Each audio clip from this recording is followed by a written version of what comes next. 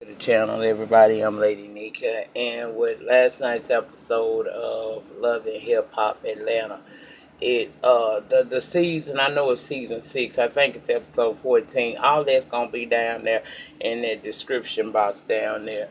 I didn't make any notes for Love and Hip Hop because, to be told, shit, it wasn't nothing all that much to it. But if I by some happenstance forget something, y'all feel free to put it down there in the panic section, and we'll talk about it some more. Then I'm gonna try to get through the review as quickly as possible, cause child, my voice is going in and out. I've been dealing with a summer cold. That's why y'all haven't seen me. As far as loving hip hop, growing up loving hip. Wait a minute, growing up hip hop Atlanta. I'm gonna do last week and this week together in one combined video because a lot of my shows are coming back this week. So y'all will be seeing me a little bit more around these YouTube streets. Yeah, so I'll give y'all last week and this week together when it comes on Wednesday. Tomorrow, y'all know tonight Han comes back as well as um the first part of a two-part season premiere for Queen Sugar. Y'all ain't got the X. Y'all already know I'm gonna be on top of all of it there. So like I said, we finna fellowship again some more. It's been nice having these couple weeks off where I ain't had that many videos to do, but everything must change, bitch. So let's get on into this review right here. Okay. Um, I ain't make no notes, so I'm finna try to go off the dome. Y'all forgive me if I forget something. Please put it in the pan, and we talk about, conversation always resumes down there in them panties, honey. But to my recollection, we started this episode out with them still in Jamaica. They paddle boating or some shit like that, and we don't see Kirk and Rashida. I'm assuming they gone. It's just I see Melissa, um, Carly Reed, Dime, them and stuff. Anyway, they sitting down talking after the paddle boat situation where they, did what they had to do. And Mimi get a call. She walks off to go accept the call.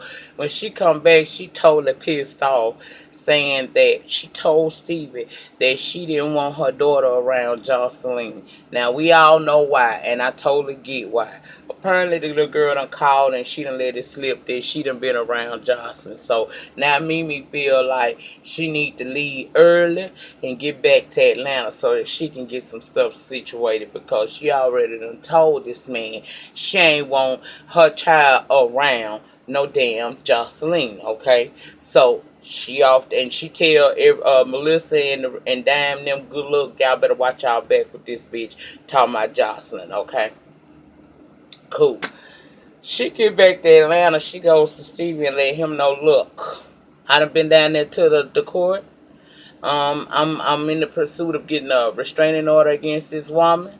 However, in order for me to complete this, I got to bring Eva down here to the court, and I'm not certain I want to do that because she'll hear everything, and apparently some stuff she don't want her daughter to hear. Um, she telling Stevie, I told you I didn't want her around him. I didn't want my daughter around this girl. He basically saying, look, he ain't take around Jocelyn. One of his daughters may have actually taken her around Jocelyn, going to see Bonnie Bella or whatnot. And he suggests they sit down and maybe try to hash it out. Well, Mimi passed that stage.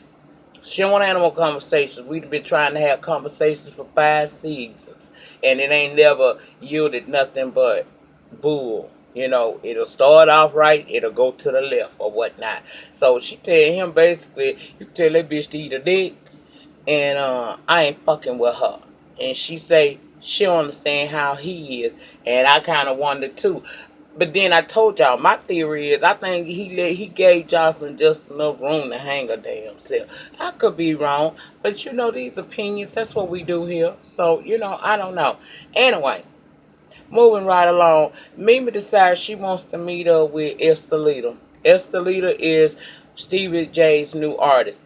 Now, why she's so vested in this girl is beyond me. I can understand you not liking Jocelyn and you wanting to see Stevie holler at somebody else just to spite her because you know you still feel some kind of way about him leaving you for an old girl. But see here, this is why I think you're going too far.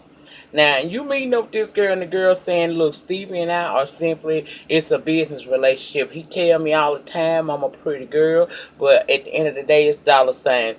Mimi is sitting there where eventually he's going to hit on you. And she almost act like she was about to get her old nice nut off the idea that he might holler at that girl and leave Jocelyn in the wind. You know what I'm saying? Girl, you doing too much. Then she gets to talking about Mimi say she feel like dancing. Okay, well, Mimi, you just left Jamaica. You could have did all the dance hall moves you wanted to do, girl. Estelita said, well, child, I ain't been in no club since I've been out here in Atlanta. You know, I kind of left my thought and bopping back in L.A. So Mimi tell her, well, Dime is having a listening party. Would you like to go to that? So they gonna go to that. And it also is brought up about doing that conversation by Carly. Y'all know that the girl don't Empanada don't feel her because Carly really did come at her kind of on the sideways tip unnecessarily. And we know it's behind Jocelyn, but child, whatever. So maybe by her going to Dime's listening party, she'll be able to get her and Carly can start anew, at least figure out where shit went wrong from the beginning, okay? So that's what the hell them hoes gonna do, okay? Now, we see Carly done set up this nice little brunch for her and Dime. She got her peach Riddles and stuff, because apparently Mona has, I don't know what it is. She must be working with this company now, advertising their products on her show. So we see these peach readers. We done heard about them all for the last 2 weeks, but child, we saw them sitting up, and she done made some type of food for her and old girl to eat and whatnot. So they sitting down outside having them a nice little old brunch. Well, Jessica basically tell her, girl, you need to make a choice. Because, see, I thought originally that you just wanted to use Caesar to get back at Jock for what he did. She's saying she care about Jock and there will always be a connection there. But Jock cheated on her and he hurt her worse than any man that she never been with. And I was like, wait a minute. Jock hurt you more than any man that you done been with on this show. Girl, what about season 2 or 3, when Benzino had you come down to this restaurant. He presented this ring and then snatched it back from you. That wasn't hurtful to you. I mean, that played out on national TV, girl. We seen that. Then you get with young what his name was, Life. Life gave you a bubblegum ring out the machine down at the Walmart and let you walk around with it for months thinking that you had something of value when you had to go take it down to the appraisers, found out it wasn't worth shit. That didn't embarrass you? I don't get it. But she say he hurt her the most. She say Caesar is kind of different. See, he done took her to meet his mama. Girl, that don't mean a damn thing. These young men will bring you around their mama, that you meet their mama real quick, and baby, you still be one of the rest. You don't realize how many women, us mothers of young men, probably gonna meet in a lifetime before he actually sit down and say, mama, this the one. You know what I'm saying? We'll meet y'all in passing. Child, that don't mean nothing. But she think that because he done show her, he done introduced the mama and he seemed to be on the up and up with her, and they not having no relations or nothing, and he's still down with her, that somehow that means that they gonna be in this relationship and it's gonna be all good. Now Dime was a bit nervous about it because, for one, she said Sean already making sure that she always know that he's not gonna do her like that. However, she do worry because he gonna be going out of town, and she worry about the distance thing. Carly told the girl, you just have to trust, and a lot of phone sex. Just to know her and C's did that just made me sick. Also, we learned that C supposedly ain't had sex with Carter yet. They just freak leaks over the phone, I guess, child, whatever. All right, let's go over to. Let me see where else we going. Child, I got to think. Okay, let's go to this fake ass scene. We did this scene get? Where did this scene take place? Because it was so forced and contrived. They look like they was at a hangar somewhere. Rod and Logan meeting up. Child, I'm telling you, this looks so. It's all them kin. It's them Rods cheering Jasmine and Logan because he meeting up like he Mr. Billy Badass. He wants to holler at this young man about why he keep coming around. Oh boy say because I was fucking her and she keep telling me about this baby. So I'm trying to find out is this my child or not. He said, well, how could y'all have possibly been together? How could this baby be yours if you and her ain't been together? Child, they got to talking and you can tell that in that conversation, two things stuck out to Rod. One, the timeline of her saying when they actually, because she done said they ain't fucked in years. This boy done said they fucked as early as 2014. Okay, I think that's what I heard.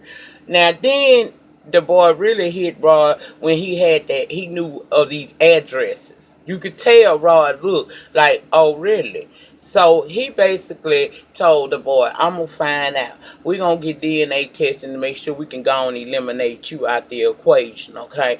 Then he got to go back to Jasmine and confront her with, girl, did you lie? I feel like you lied.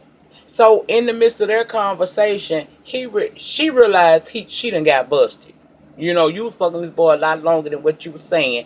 And so now they gonna have, he can present her with a DNA test, say, you want me to believe you? Prove it. So now that she gotta do DNA to make sure Logan ain't the baby daddy. Okay? And y'all know on the reunion, we gonna find out Logan ain't the baby daddy. But anyway, child, that's how the hell that shit there is finna go out. It was like, you know what? I am so tired of frost facts. I'm so tired of, and I get that from Forest Rocks. I don't never want to use somebody's shit and don't give them they just do. They came from Miss Forest Rocks over there. Um, I'm tired of the Jocelyn Stevie and I'm child all of this. Okay, all of this. This been a bad damn season for Love and Hip Hop Atlanta, in my opinion. It ain't been drama filled because we knew what was gonna happen before it even went down. Just a bunch of bullshit. But it's entertaining, so we talk about it and we watch it. So okay, let's keep it moving. She got to get a DNA test to prove. Okay, let's go to Dime's little event. Dime little event, it was nice. I forgot Dime was a rapper. Okay, we see Sierra. We ain't seen Sierra, and that's why Mona need to stop having all these damn people on here because. Girl, you had to hurry up those Sierra, and then all we learned from Sierra is it looked like that motherfucker stressed out, cause like she been doing some depression eating, cause she all thick in places she probably normally wouldn't be. We learned that she's not wearing her ring anymore.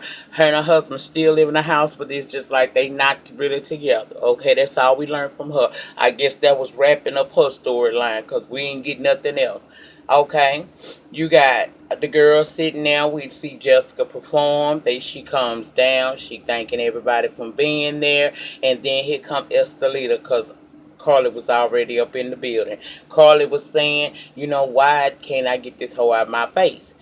Okay, Carly, girl, you going too hard for somebody that ain't gonna go hard for you. But anyway, child, they sitting there. And Carly decides she gonna be the one to apologize to Estelita for how she came at her with that interesting. Okay? She explains that she really felt some kind of way because when it comes to Jocelyn and Stevie and somebody else being introduced into the equation, some kind of way she always wind up in the middle. Estelita told her some real facts. That only happens because you allow it to happen. And she right. You can't be in something that you don't willingly participate in. You could bring a bitch name up forever, but if she ain't got nothing to do with that, she ain't got nothing to do with that. That girl told you the truth. Well, I guess Carla couldn't take that truth because she decided to get up, and old girl basically said, "Look, you don't really have a problem with me. I've never done anything to you. You being in the situation between Johnson and Steve is something that you choose to do." So Carla ain't had no way out. She gonna jump up and just throw the veggie tray at the girl, talking about, "Bitch, I just don't like you." Now, I find it odd that this girl always acting a damn fool when security is real close by. So she know that she won't ever be touched and she won't really touch nobody. All you did was throw some vegetables on the girl, which was unnecessary. That was totally unnecessary. Now, you got Sierra trying to break the stuff up along with security, which I would have been like Mimi, just slid on down the couch and let this stuff unfold because I don't get paid to play security. She wind up getting something thrown on her. Now she mad with Estelita. And Estelita really wasn't trying to throw nothing on her, no drink or nothing. She was in the middle of battle. When I'm in battle, bitch, don't get in the way because you could become a casualty of this war. Stay out of it. Okay? But she did. So now Sierra and her fucking feelings talking about she finna go home. Girl, bye. It was good seeing you again. Bye. Now you got Carly and Estelita arguing with each other miles apart from each other with security holding both of them down. Crazy, child. Just crazy. Melissa decided, and I ain't gonna lie, I think Melissa was finna holler. That's why Melissa took her outside. But Mimi popped up on the scene, was like, this ain't gonna happen like that. Basically outside, um, J- J- Melissa saying Carly acting this way because of Jocelyn. She's trying to show her loyalty and support toward Jocelyn. Estelita saying, "I don't give a flying fuck. Every time I see that bitch, we putting it up. It's up in the air. Every time I see this hoe, I'm coming for her throat. And I don't give a damn who like it or who don't like it. So ain't nobody, I mean, they going to be beefed out now because the battle lines have clearly been drawn, okay? Now we go over to Carla house. She done fixed up another little breakfast because say her man C's coming in town to check on his Atlanta store and she gonna get to see him. Now he get there, she got her favorite part outfit on, and I say favorite part, that knit with that damn thong and all of that stuff like that. Carla got a nice body to be the woman of her age and shit. She really do, but I just didn't like the fact that the camera panned in her face and you could really see the age in her face. But she look good to be her age. I just think she need to bring it down by 10 notches and she'll be alright. Anyway, she in there talking about tell her what he want because she gonna feed it to him. He said, hold up, before we even get in all of that, he said, I'm back in New York. I'm seeing pictures on the internet of you with your ex, y'all all up under each other and stuff, and I'm getting clowned by the boys. She say, well, I wasn't really trying to, have it like that. He wasn't supposed to be there. He showed up there and nothing really went down between the two of us. I'm committed to being here with you. And I guess a part of her commitment was she was ready to go on and take it to the next level and have sex with him because he wound up picking her up like the struggle was real for real. He almost dropped her, looked like it to me. But he got on up the stairwell and I guess they consummated their relationship on that moment. Well, in that day. I guess, girl. I don't know. Let me see what else is going on. Let's go down here to Stevie J meeting up with he got his two daughters, Savannah and I think Shanae, something like that. Anyway, his two daughters met up with him to talk with Jocelyn. Jocelyn's supposed to be going to apologize to these girls. I don't know where Jocelyn was going when she showed up, baby. She like she was going to a ball or something with all the diamonds and girl, I don't know. But anyway, basically the girls is telling her, look, my problem with you is what you said about my dad. I felt like that was wrong. Oh, girl already had said she ain't here for the crying and none of that. She want a real apology and she want to understand what's wrong with this woman. Now, I'm gonna tell you, y'all know on Look Growing Up Hip Hop ATL, I always jump down Reginae's throat because she be inserting herself in grown folks' business. The difference here is the lie that she set out on this man affected the entire family. So, because they not little bitty kids, okay? These not little bitty kids. These is girls that done got up in age a little bit, although they still younger than Jocelyn. they still adult women, and they were able to see and feel the brunt of what Jocelyn put out last summer about Stevie molesting Eva. Then on top of all that, you talking about my daddy and you talking about my sister. So when Jocelyn went to apologize, but she's saying that everybody now willing to accept responsibility. What responsibility? Anything he did to you at that point when you said what you said last summer to me, it null and void anything you could have said. That was a lie from the pits of hell. It was unnecessary, and you did that being hateful to this man when you didn't have to be that way to him. You didn't have to do what you did. So I understand these girls not feeling that shit. And when she get to talking about, she don't want to hear the crying and all of that, I felt that girl. Damn them tears. You didn't have them tears when you were saying what you were saying. Yes, my daddy may have done you wrong, but at the end of the day, how would you feel if somebody did that to you? And they accused you of doing something to your daughter. Both of the little girls is my little sisters, but at the end of the day, you wrong. And instead of you just admitting that you're wrong, you admitting you wrong, but you also talking about what other people did. This ain't about what other people did. This about what the fuck you did. And that's why that girl got up and she was so fucking mad she walked away from them. And she was hitting the wall. She was like, I'm done. And Johnson was saying, so y'all made her do that. I'm assuming she was talking to Mona and them. No, Stevie let her know. This ain't got nothing to do with Mona this time. This is the effect of what you said. He asked the camera people to give him time, and he went out there and the show pretty much went out from there. My thing is this right here. Y'all know I was a diehard Jocelyn Hernandez fan. I ain't never stand for nobody. I stand for Jesus. I don't stand for these human beings, okay? So, but I was a fan because I believe in second chances, and I believe that a person, just because a person is this way at this point in their life, that I don't believe that they can't change. I believe change can come to anybody that truly seek it. Hell, I've done a lot of change in my goddamn self. So I can't not see that I can't not say that this woman could change. However, in lieu of what we've been seeing, that kind of closed it for me. And then for her to come for Mona the way she came for Mona, I don't give a damn what nobody say. Mona, y'all may say Mona a pimp. You may say Mona is this, that, and the other. She's the queen of ratchet reality TV, whatever. These people, men and women, they know what the fuck they saying. Okay? They know what the fuck they signing. You get on there the first season, you see what it really entails. You make a decision. Do you want to turn up for the camera so that you can get more camera time and be invited back for another season? Or do you want to let this play out and just disappear into the wings like that girl did? What her name is, the little dark one. Used to be on this show. I can't remember what her name is, but she wound up getting pregnant. She was on here. She was a real songwriter and shit, and she wasn't willing to do all of that shit. Y'all remember who I'm talking about? Her and Rashida used to be friends or whatnot. But anyway, bottom line is, I don't blame Mona because Mona don't make you sign up to do what you do on these shows. You make a conscious decision to get on here. And it seemed like just for that 15, 20 minutes of fame, a lot of people willing to do a whole lot of unnecessary shit. Just like that girl that called Rashida on Father's Day, talking that shit about their two sons messing around. First of all, that's Atlanta. They gay, possibly.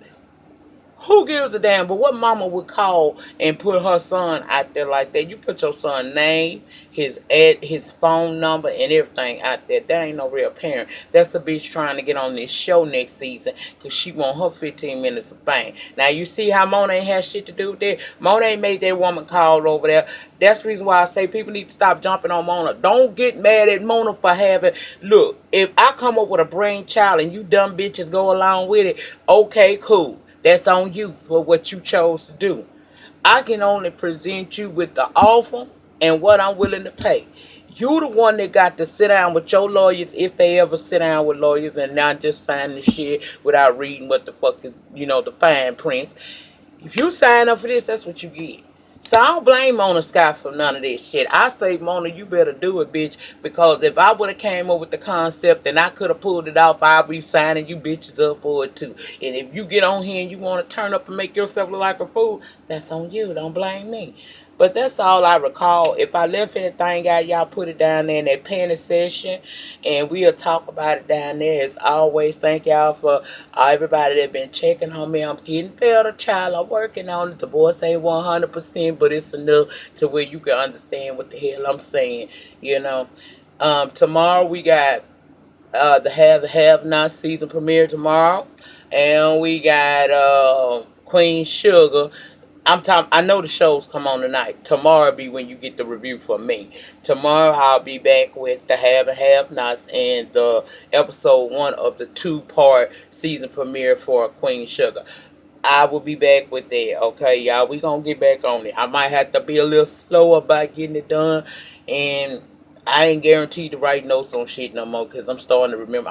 Girl, that's when you know you've been doing it for a little minute. You start remembering shit. But if I forgot anything on this episode, drop it down in that panic, baby. Remember, the depth of your struggle will always determine the height of your success. In the meantime, in between time, please remember to like this video. The more likes we get, whether they likes or not, the more rate, baby, rate. If you rate it, I'm gonna get recognized down here in these YouTube streets and corners, and I can use that. Um, Comment down in that panic section. I keep it fresh and clean for you all. For those of y'all who have left me messages, I ain't caught up with you yet. I'm gonna try to catch up with messages today. Subscribe to my channel if you haven't already. It's a funky good time over here all the time. And share this video wherever you share videos, child. I'll see y'all tomorrow, okay? We're gonna do Han and Queen Sugar tomorrow. Oh, Zaddy will be back. Peace.